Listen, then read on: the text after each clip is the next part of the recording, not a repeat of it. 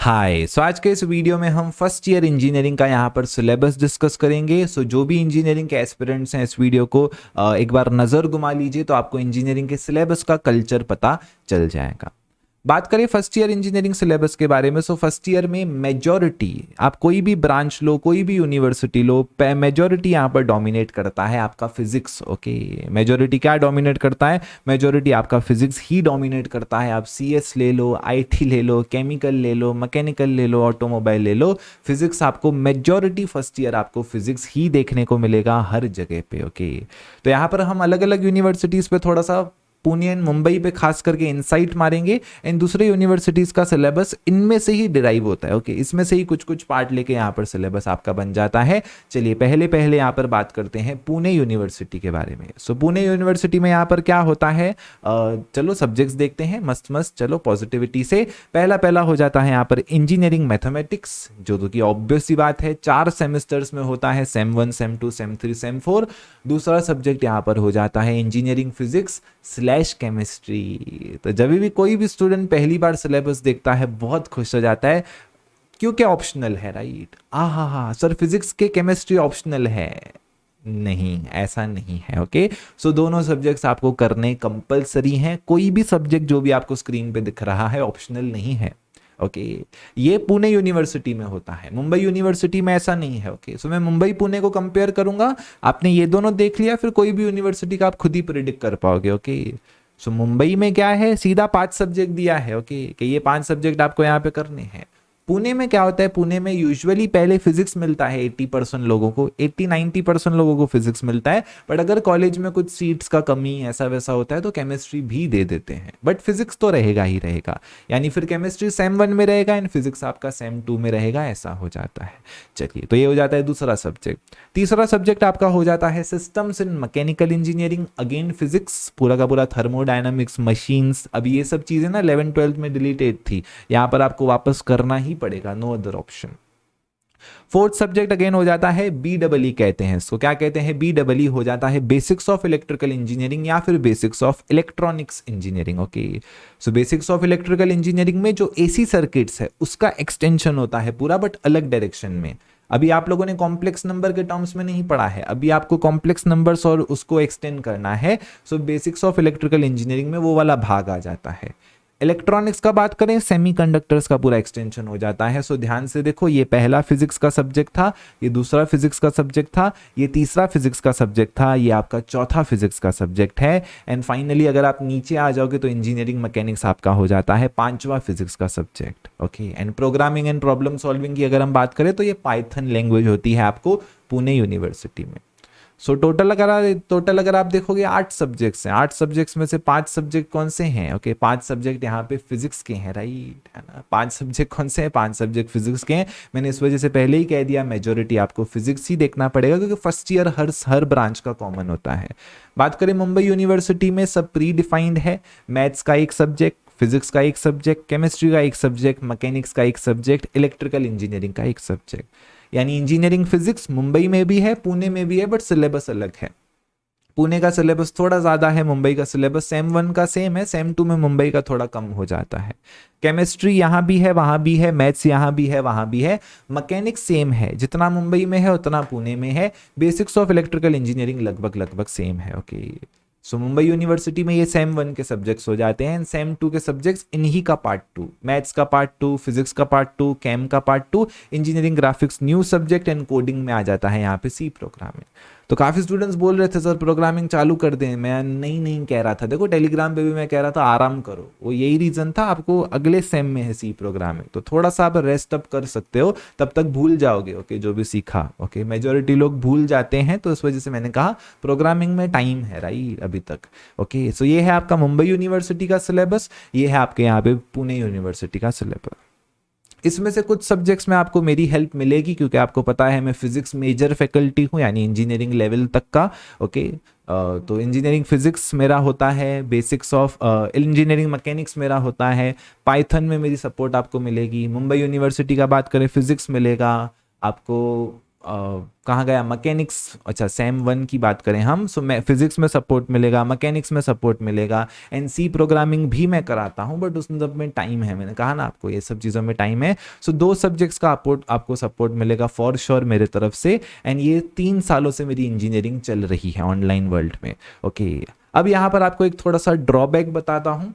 तो ड्रॉबैक ये होता है, जो ड्रॉप आउट्स होते हैं इंजीनियरिंग के ड्रॉप आउट्स ना मैक्सिमम फर्स्ट ईयर में होते हैं, सेकेंड थर्ड फोर्थ ईयर में लोग स्टेबल हो जाते हैं, पहले साल में एक्सपेक्टेशन वर्सेस रियलिटी का गैप होता है, उसमें से भी जो मेजर ड्रॉप आउट होता है वो हो जाता है इस एक सब्जेक्ट की वजह से।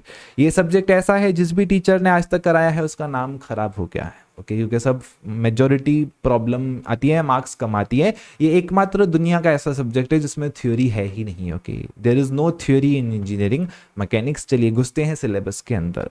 ओके, चलिए सो मैथ्स का सिलेबस अगर हम देखें, अभी मैं थोड़ा सा फास्ट पेस में यहाँ से पास होता जाऊंगा क्योंकि एक एक चीज करेंगे तो 1 घंटा आराम से बीत जाएगा। ओके, सो ये हो जाता है आपका मैथ्स का proper syllabus. Okay, proper syllabus आपका मैथ्स का, अच्छे से आप इसको देख सकते हैं। इसके बाद हम बात करें यहाँ पे इंजीनियरिंग फिजिक्स की, ये इंजीनियरिंग फिजिक्स है, तो ये हो जाता है आपका इंजीनियरिंग फिजिक्स का सिलेबस। हर चैप्टर में, हर ब्रांच में, ओके, चाहे मैथ्स हो चाहे फिजिक्स हो, 6 यूनिट्स होते हैं। क्या होते हैं, हर ब्रांच में कितने होते हैं, ईच ब्रांच है 6 यूनिट्स। ओके, हर ब्रांच में कितने यूनिट्स होते हैं, हर ब्रांच में 6 यूनिट्स होते हैं। मुंबई से हो, पुणे से हो, डजंट मैटर। ओके, कोई भी यूनिवर्सिटी हो, हर ब्रांच में कितने यूनिट्स आपको दिखेंगे, 6 यूनिट्स तो कम से कम दिखेंगे ही दिखेंगे। ये मैथ्स आपका मुंबई यूनिवर्सिटी का सिलेबस है। ओके, सो ध्यान से देखो, 6 यूनिट्स यहाँ पर भी हैं। अब थोड़ा सा फिजिक्स को हम कंपेयर करते हैं, राइट, फिजिक्स के ऊपर थोड़ा सा गौर फरमाते हैं। तो बेसिकली फिजिक्स की अगर हम बात करें, 6 यूनिट्स आपको महाराष्ट्र बोर्ड एग्जाम की टेक्स्ट बुक में दिखते हैं। तो यानी जितना सिलेबस आपका महाराष्ट्र बोर्ड का टेक्स्ट बुक का है उतना ही सिलेबस आपका इंजीनियरिंग फिजिक्स का यहाँ पर हो जाता है। सेम सिलेबस, 6 यूनिट्स के अंदर मल्टीपल चैप्टर्स। ओके, चलिए इसमें से एक यूनिट आपको देखा देखा लग सकता है वेव ऑप्टिक्स, बाकी सारे टॉपिक्स कंप्लीटली न्यू है। Okay, lasers completely new, optical fibre सिर्फ 11th में नाम होता था, क्वांटम मैकेनिक्स एकदम बेसिक से है। अगर जिनको क्वांटम मैकेनिक्स का शुरुआत करना है, यूट्यूब पे सर्च करो RG lectures engineering demo lecture, तो पिछले 2 साल के आपको मेरे को इंजीनियरिंग के लेक्चर्स दिख जाएंगे आप लोगों को सर्च करने पे। सो क्वांटम मैकेनिक्स है, सेमीकंडक्टर फिजिक्स। अब सेमीकंडक्टर फिजिक्स हमने 11th-12th में भी पढ़ा है, बट 11th-12th में हमने सिर्फ इजी पार्ट्स पढ़े हैं। ओके, यहाँ पर आपको क्या करना है, यहाँ पर आपको प्रोबेबिलिटी के टर्म्स में, मैथ्स के टर्म्स में, फर्मी डायरेक्ट डिस्ट्रीब्यूशन के टर्म्स में पढ़ना है। जिन लोगों ने जेई का तैयारी किया होगा उन लोगों को पता है फर्मी लेवल भी होता है, एक कंडक्शन बैंड होता है, एक वैलेंस बैंड होता है, बीच में फर्मी लेवल भी होता है। फर्मी लेवल कभी हम छोटे लेवल MHT CET बोर्ड्स में डिस्कस ही नहीं करते हैं, तो यहाँ पर सब फर्मी डायरेक्ट के टर्म्स में है। And finally super conductivity, magnetism, NDT and nano technology. तो अभी ये सब चीजें आपको देखने में बहुत छोटी छोटी लगेंगी। अभी जैसे हम इंटरफेरेंस का बात करें, सो कितना छोटा लग रहा है, राइट, क्या करना है, इंट्रोडक्शन करना है, उसके बाद 3 डेरिवेशन है। ये चीजें बहुत गहरी हैं। ओके, बहुत ज्यादा गहरी हैं, आपको विश्वास नहीं होगा। So last year Pune university में मैंने 102 लेक्चर्स दिए थे। ओके, 102 लेक्चर्स दिए थे मैंने सिलेबस कवर करने के लिए। मैं आपको एक इंसाइट दिखा देता हूँ यहाँ पे। ओके, सो बेसिकली जो भी चीजें हैं, अभी जैसे यहाँ पर इंटरफेरेंस का कौन सा था, interference due to thin wedge film या फिर यूनिफॉर्म थिकनेस, तो उसका डेरिवेशन हम देखते हैं। ओके, सो डेरिवेशन अगर आप देखोगे तो इंजीनियरिंग का कोई भी सब्जेक्ट हो उसमें मेजर पार्ट आ जाता है डायग्राम्स बनाने का। ओके, ये डायग्राम्स हैं उसके। ओके, सो ये डायग्राम्स बनाने हैं, एंगल्स बनाने हैं, ये सब डेरिवेशन आपको वहाँ पे प्रॉपरली प्रूफ करनी। ओके, सो वही रीजन था, मैंने कहा था कि थोड़ा सा यहाँ पर क्रूशियल फर्स्ट ईयर आपका हो जाता है। तो ऐसे करते करते यहाँ पे डेरिवेशंस हैं वेज शेप फिल्म के बारे में, सो वेज शेप फिल्म को आपको पढ़ना है, राइट। ऐसे करते करते करते करते आपको बहुत सारी चीजें करती जानी है। तो अगर आप सिलेबस देखोगे तो ये जो लेफ्ट में मैं सिलेबस दिखा रहा हूँ ये पूरा फर्स्ट ईयर इंजीनियरिंग का सिलेबस, फर्स्ट ईयर नहीं, फर्स्ट सेम इंजीनियरिंग फिजिक्स का आपका कंप्लीट सिलेबस है विथ बेसिक्स। ओके, चलिए बढ़ते हैं आगे की तरफ, बात करते हैं यहाँ पे हम थोड़ा सा दूसरे ब्रांचेस के बारे में। ओके, मुंबई यूनिवर्सिटी पे आते हैं। सो मुंबई यूनिवर्सिटी में जो क्वांटम फिजिक्स है सेम पुणे में है। यहाँ पर क्रिस्टलोग्राफी आ जाता है जो कि थोड़ा सा बेनिफिशियल पार्ट हो जाता है। क्रिस्टलोग्राफी में हार्ड वर्क कम है, ब्रेन वर्क ज़्यादा है और छोटा चैप्टर है। ओके, छोटा है, मज़े में हो जाता है। सेमीकंडक्टर फिजिक्स मैंने अभी अभी आपको बताया, इंजीनियरिंग में सब फर्मी के आधार पे है। देखो सब फर्मी वाला सेम, जैसा मुंबई में वैसा पुणे में। अब यहाँ पे इंटरफेरेंस इन थिन फिल्म को एक्सटेंड करके गए हैं। आप पुणे का सिलेबस देखो, उधर डायफ्रैक्शन पोलराइजेशन डाला था, मुंबई वालों ने इंटरफेरेंस को एकदम अलग लेवल पे लेके गए हैं। अगर मैं आपको इंटरफेरेंस मुंबई यूनिवर्सिटी का दिखाऊं, ओके, सो मेरा मुंबई यूनिवर्सिटी का यहाँ पे ये MU 2021-22 मुंबई यूनिवर्सिटी के और अलग और डेप्थ पे ये लोग लेके गए हैं, ओके। सो यहाँ पर डेरिवेशन थोड़ा सा और घातक हो जाता है, ओके, क्योंकि जब आप और डीप में जाते हो तो डायग्राम्स बनाना और टफ हो जाता है। इंजीनियरिंग में सबसे क्रूशियल पार्ट होता है डायग्राम्स बनाना। ये मेरा सबसे सबसे मतलब टफेस्ट डायग्राम है, ओके, मेरा मतलब इंजीनियरिंग के अंदर सबसे टफेस्ट। और यहाँ पे सारे एंगल्स आपको डेरिवेशन में फाइंड आउट करके दिखाने हैं, ओके, तभी डेरिवेशन में आपको मार्क्स मिलता है, ओके। सो प्रॉपरली सब डायग्राम्स हैं और ये सब आपको ना स्केल भी अलग आता है इंजीनियरिंग का, रोलर स्केल कहते हैं। एंड वापस से सुपर कंडक्टर पुणे में भी है, यहाँ भी है, एंड सुपर कैपेसिटर, लास्ट का यूनिट एकदम अलग है, ठीक है। सो ये हो जाते हैं हमारे इंजीनियरिंग फिजिक्स के यहाँ पे सिलेबस। आते हैं पुणे का दूसरा सिलेबस हम देखते हैं फिजिक्स के अलावा। सो फिजिक्स के अलावा यहाँ पर फिर प्रैक्टिकल्स आ जाते हैं, ओके। सो प्रैक्टिकल्स आपको कॉलेज में करने हैं सारे, ठीक है, प्रैक्टिकल्स आपको करने हैं। चलिए फिर आ जाता है यहाँ पे आपका मैकेनिकल इंजीनियरिंग, जो कि कंपलसरी सब्जेक्ट है। देखो लगभग आपका थोड़ा थोड़ा इसमें थर्मोडायनामिक्स का यूज होता ही है, ओके। थर्मोडायनामिक्स का आपका यूज होता है। 2 स्ट्रोक इंजन, 4 स्ट्रोक इंजन, ये एक्चुअली बेसिक्स हैं जो अपने को थर्मोडायनामिक्स था बट डिलीटेड था, राइट, है ना। सो वो कर लो तो अच्छा होगा। सो यहाँ पर पूरा मैकेनिकल सिस्टम आपको यहाँ पर सिखाया जाता है। प्योर अगेन फिजिक्स है आपकी, एडवांस लेवल फिजिक्स, ठीक है, ओके। चलिए और आगे अगर फर्दर हम बढ़ जाएं, सो फर्दर आपको आ जाता है यहाँ पे आपका basics of electrical engineering. So electrical engineering का बेसिक्स है पूरा पार्ट 2 फिजिक्स का। देखो अब ये वाला यूनिट इजीली हो जाता है, इसमें कुछ टेंशन आता ही नहीं है। सो ये पूरा part 2 Faraday law, Fleming law, है ना। फिर इलेक्ट्रोस्टैटिक्स, AC फंडामेंटल्स जो भी हमने किया है 12th का। अब यहां से आ जाता है single phase AC circuits, okay. तो अब ये देखने में सेम लग रहा है, right, pure inductance, pure capacitance, pure resistance, LCR, RLC, वही लग रहा है, राइट, बट रियलिटी में वो अलग है, ओके। रियलिटी में वो अलग है। अगर आपको एक इंसाइट देना है कि सर वो क्या है, तो अगेन मेरा अगर आप दूसरा चैनल देखोगे जो मैंने छोड़ दिया है, RG लेक्चर्स इंग्लिश, अगर आप लिखो, अगर आता है तो आएगा, तो बहुत मुश्किल, हाँ, तो यहाँ पर मेरा एक AC सर्किट्स का प्लेलिस्ट है जो मैंने चालू किया था 2-3 साल पहले, ओके। देन फिर अगेन मैंने छोड़ दिया। सो बेसिकली यहाँ पर अगर आप देखोगे तो आपको नजर आ जाएगा सब कॉम्प्लेक्स नंबर के टर्म्स में है, ओके।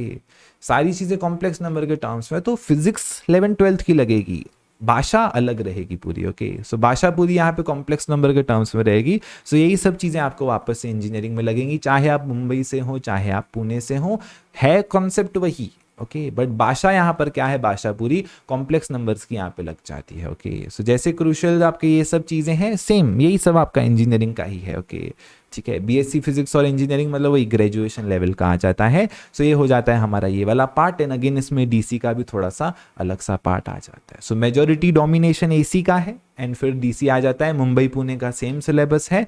एंड फाइनली यहाँ पर पाइथन का बात करें, सो पाइथन का भी आपको मेरे तरफ से थोड़ा बहुत हेल्प मिल जाएगा, थोड़ा बहुत नहीं, अच्छे से हेल्प मिल जाएगा, बेसिकली कहने का मतलब। सो पाइथन प्रोग्रामिंग भी आपको पूरा यहाँ पर दिया गया है, ठीक है। चलिए फाइन, अभी इंजीनियरिंग मैकेनिक्स पे आते हैं। जो मैंने आपको कहा इंजीनियरिंग मैकेनिक्स में कुछ भी वो नहीं रहता है, वो मुंबई का देख लेते हैं, थोड़ा वहाँ पर बेहतर तरीके से दिया है। और केमिस्ट्री का सिलेबस तो कोई सीरियसली नहीं लेता है, ओके। केमिस्ट्री अगर मैं बात करूँ, चाहे यहाँ का हो, ओके, चाहे आपका पुणे यूनिवर्सिटी का हो, अभी ये एक्स्ट्रा कोर्सेस हैं थोड़े से, ओके। सो बेसिकली चाहे मुंबई का हो चाहे पुणे का हो, ऐसे ही हो जाता है केमिस्ट्री, ओके। केमिस्ट्री में कुछ प्रॉब्लम आज तक किसी भी स्टूडेंट को नहीं आया है, क्योंकि थ्योरी पार्ट ज़्यादा है, ओके। थ्योरी पार्ट ज़्यादा है, इधर रिएक्शंस इतने ज़्यादा नहीं दिखते हैं आपको, थ्योरी पार्ट यहाँ पे थोड़ा सा ज़्यादा है, तो केमिस्ट्री तो बन जाती है। चलिए एक बार देखते हैं इंजीनियरिंग मैकेनिक्स के बारे में। सो मैकेनिक्स अगर आप देखोगे, सो मैकेनिक्स में क्या होता है, मैकेनिक्स में जो आपने 12th में पढ़ा, 11th में पढ़ा था, laws of motion and motion in a plane, वही पार्ट पूरा डोमिनेट करता है, okay. Laws of motion, motion in a plane अगर आप देखोगे, वही पार्ट डोमिनेट करता है, आधे इसमें, ओके, आधे इसमें, ओके। अभी आप बोलोगे सर एक मिनट, ये तो हमको आता है, यस यस यस। अगर आप मैकेनिक्स के लवर हो, अगर आप मैकेनिक्स के लवर हो, आपका जो 3 यूनिट बाद के हैं वो लगभग आपके हाथ में आ जाएंगे, ओके। बट इन फिजिक्स के सम्स नहीं आते हैं तो फिर वो पूरा प्रॉब्लम हो जाएगा, क्योंकि यहाँ पे कोई भी सम बेसिक लेवल का आपको नहीं मिलने वाला है, ओके।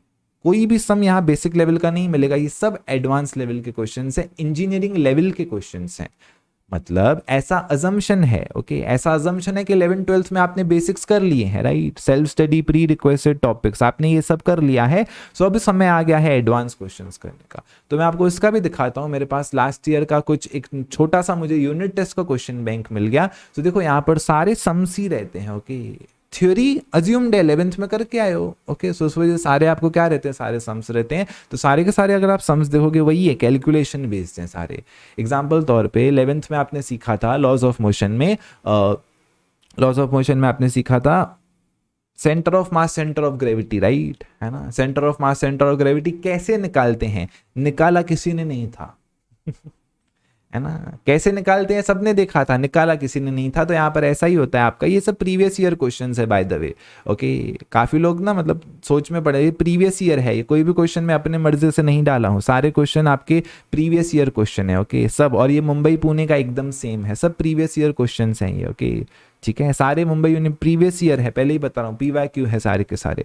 तो बेसिकली वही चीजें जो आपने पढ़ी थी उसके बस यहाँ पे अपने को सम्स करते जाने, ओके, उसके क्या करते जाने, उसके अपने को सम्स करते जाने। अभी देखो वेज फ्रिक्शन 11th में जो मैंने भी फ्रिक्शन के सम्स कराए हैं यूट्यूब पे, बेसिक होते हैं बरोबर, एक ब्लॉक के ऊपर एक ब्लॉक रखते हैं अपन, ऐसा ऐसा थोड़ा फोर्सेस लगाते हैं, करते जाते हैं, ओके, यहाँ पुली वाले सम्स होते हैं। अभी यहाँ पर देखो अलग ही दुनिया चल रही है, ओके, अलग ही दुनिया, 2 ब्लॉक इधर है, एंगल बिंगल वाला फ्रिक्शन है, तो थोड़ा सा यहाँ पर आपको ये सब चीजें हो जाती हैं। ये वाला पार्ट अगर आपने किया है तो बहुत मस्त हो जाएगा, बहुत मेरी मदद हो जाती है अगर आपने 11th में अच्छे से किया है तो, ओके। एंड फिर वही सेंट्रॉइड एंड ऑल सब चीजें चलती जाती है, ओके। सो ये था हमारा यहाँ पर सिलेबस का discussion on Mumbai and Pune university. बाकी जो भी यूनिवर्सिटीज हैं, अभी ये मुंबई यूनिवर्सिटी का ये है आपका इलेक्ट्रिकल BEE, ओके। सो देखो वही है, AC वाला पार्ट, RLC DC वाला पार्ट 100% सब सेम है, वही ट्रांसफॉर्मर, वही सब चीज़ें, ओके, ठीक है। एंड इंजीनियरिंग फिजिक्स 1 तो मैंने आपको बता ही दिया यहाँ पर, ओके।